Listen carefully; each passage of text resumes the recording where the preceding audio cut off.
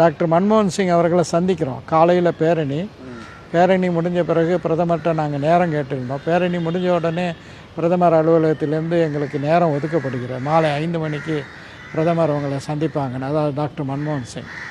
அப்போ அந்த சந்திப்பில் நாங்கள் என்ன சொன்னோன்னா, பாபரி மஸ்ஜிதை நாங்கள் இழந்தோம் காங்கிரஸ் கட்சி ஆட்சியில். பாபரி மஸ்ஜிதை இடித்த குற்றவாளிகளும் சட்டத்தின் பிடியிலிருந்து தப்ப விடப்பட்டிருக்காங்க.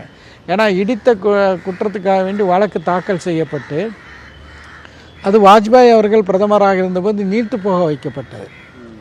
இப்போ நாங்கள் இந்த கோரிக்கையை வைத்த பிறகு நான் பிரதமர் மன்மோகன் சிங் அவர்களிடம், it's most painful that we lost the masjid and also the perpetrators of that crime have been left scot free.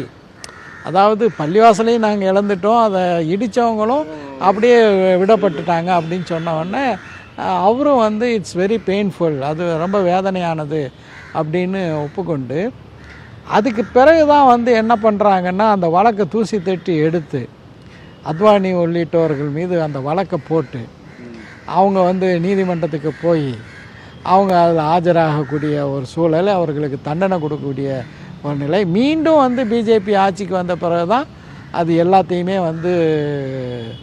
மூடி மறைச்சாங்க அப்படிங்கிறது நமக்கு தெரியுது. எனவே மன்மோகன் சிங் அந்த வேலையை செஞ்சார். இன்றைக்கி வரைக்கும் மன்மோகன் சிங்கை ஏன் பிஜேபிக்காரங்க கடுமையாக விமர்சிக்கிறாங்க. மன்மோகன் சிங்கை அவர்கள்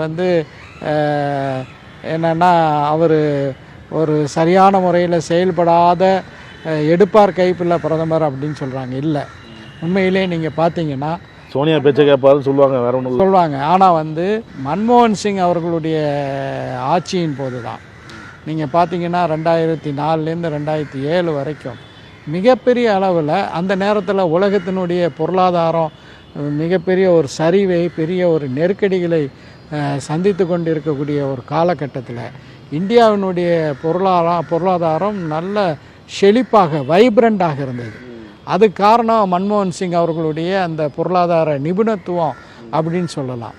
அதை திசை திருப்புவதற்காக வேண்டி பல்வேறு, உதாரணமாக மும்பையில் ரயில் குண்டு வெடிப்பு, மேலகான் குண்டு வெடிப்பு, இது போன்று பல விஷயங்களை எல்லாம் நடத்தி இந்த ஆட்சியை, அந்த ஒரு சிறப்பான ஒரு ஆட்சியை தடம்புரள வைப்பதற்காக வேண்டி பல சதிகள் இந்த நாட்டில் அரங்கேற்றப்பட்டதுங்கிறதையும் நம்ம மறுக்க முடியாது.